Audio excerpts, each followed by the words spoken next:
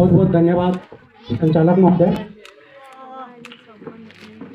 सर्वप्रथम तथागत गौतम बुद्ध से लेकर संत कबीरदास, संत रविदास, संत गुरु घासीदास, नारायण गुरु, नामदेव, ज्योतिराव फुले, सावित्रीबाई फुले, गाडगे महाराज, बाबा साहेब डॉक्टर भीमराव अम्बेडकर, माता रमाबाई, ललित सिंह यादव, रामस्वरूप वर्मा, राम मनोहर लोहिया, जगदेव बाबू, मान्यवर कांसीराम साहब, तमाम जितने भी बहुजन क्रांतिकारी है, महापुरुषों हैं, सभी को नमन करते हुए, याद करते हुए, जिनके बदौलत आज हम यहाँ पर उपस्थित हैं, कुछ बोल पा रहे हैं, कुछ सुन पा रहे हैं। साथियों, बाबा साहेब डॉक्टर भीमराव अम्बेडकर 135वां जन्म जयंती समारोह पर आप सभी SC, ST, OBC, मूल्यवासी Bahujan Samaj को बहुत बहुत बधाई, मंगल कामना। मंच में विराजमान सभापति महोदय, मुख्य अतिथि महोदय, मुख्य वक्ता महोदय, सम्मानित अतिथि महोदय एवं गांव के सभी बुजुर्ग, बुद्धिजीवी, युवा साथी, माँ बहन, सभी को जय भीम, जय सतनाम, जय संविधान, जय मूल्यवासी, जय फुले, जय बिरसा, जय जोहार, जय कांसीराम, नमो बुद्धाय।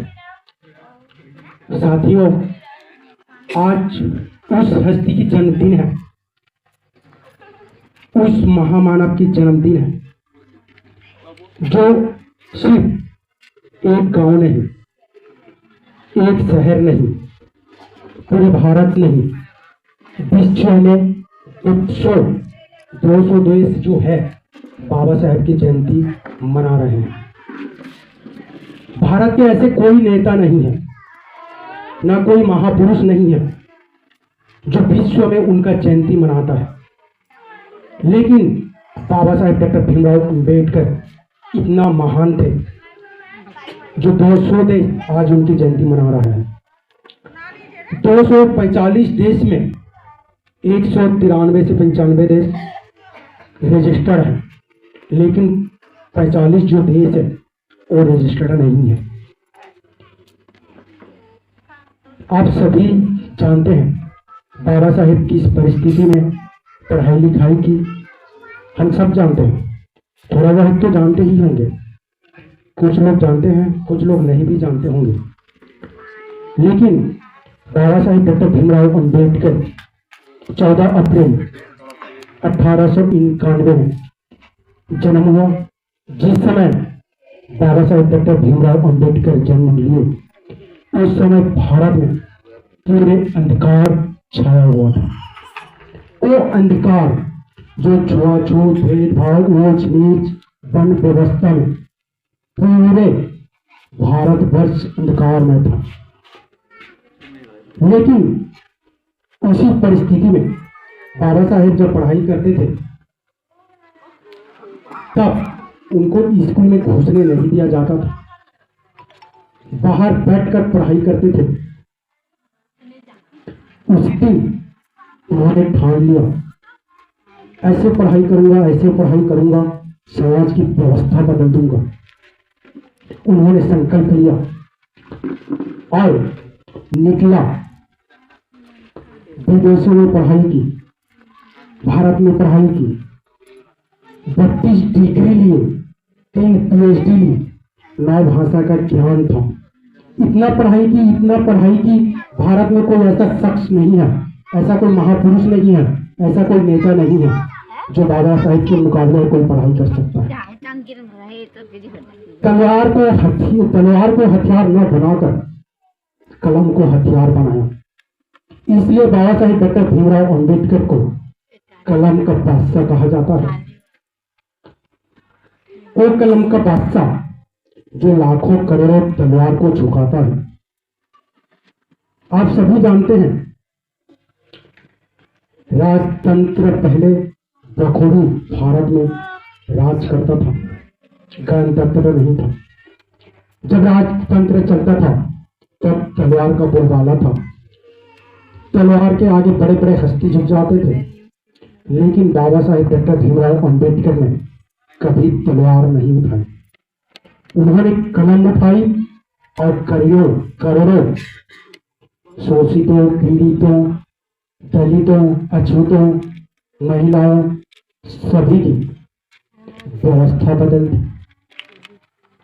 उनकी हम तो किस्मत को नहीं मानते, लेकिन एक प्रकार कहे तो पूरे सारे तकदीर बदल दी, किस्मत बदल दी। बाबा साहेब जैसे महान इंसान अगर आप विश्व में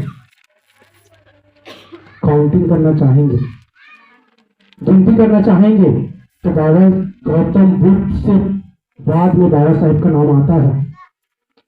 गौतम बुद्ध एक पहले इंसान है जो विश्व में शांति फैलाए थे, वैज्ञानिक दृष्टिकोण को बढ़ावा दिया था, छुआछूत, जात पात, भेदभाव को सबको समाप्त करते हुए मानवता का संदेश दिया था। उस मानवता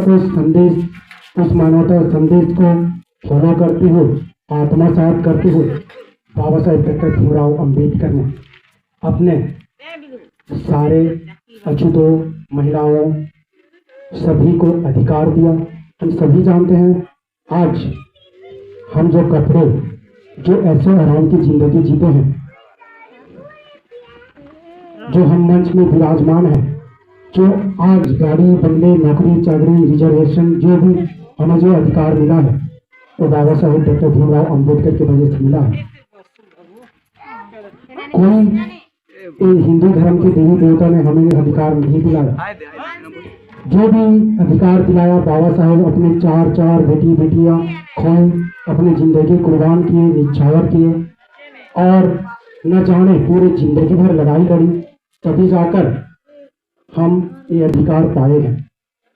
ऐसे महान इंसान को हम लोग, कुछ लोग हैं जो जानते तक भी नहीं है।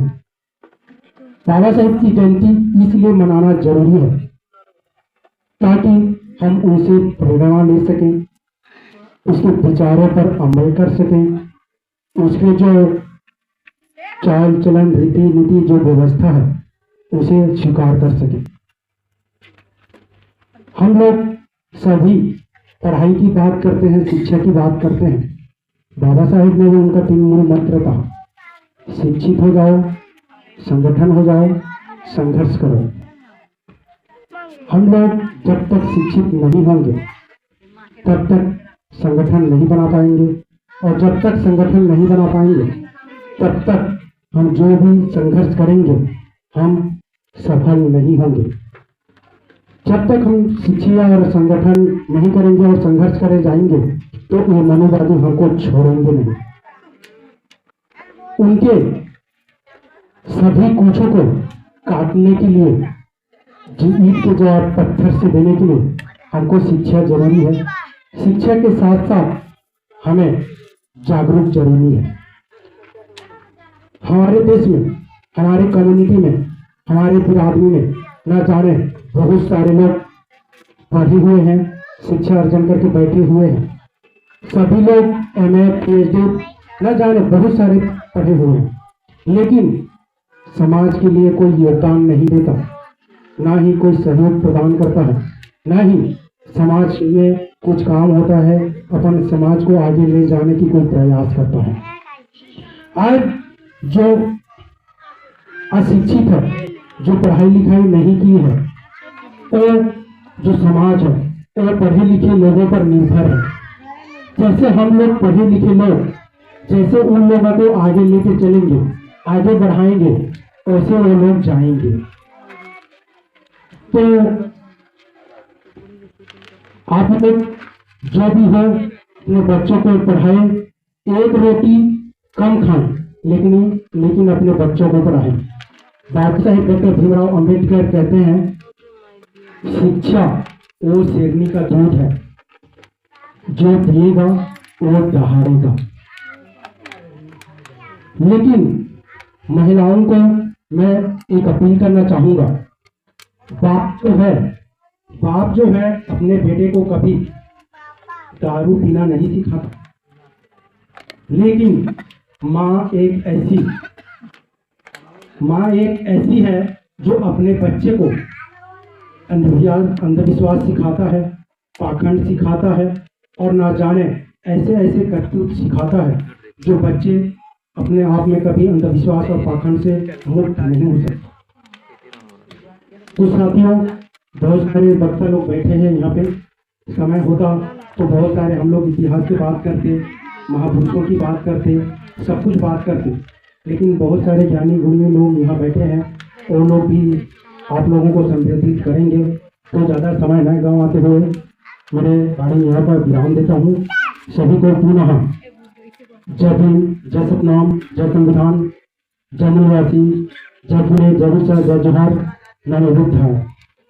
आयोजक कमेटी को बहुत बहुत धन्यवाद, जो इतने कम समय में जो केसराजपुर के वासी को जो युवा साथी हैं उनको बहुत बहुत धन्यवाद करना चाहूँगा, जो इतने कम समय में इतना बहुत बड़ा आयोजन किए, इसलिए मैं दिल से उनको धन्यवाद। जय भीम, जय भीम, बाबा साहेब अमर रहे, बाबा साहेब अमर रहे, 14 अप्रैल अमर रहे।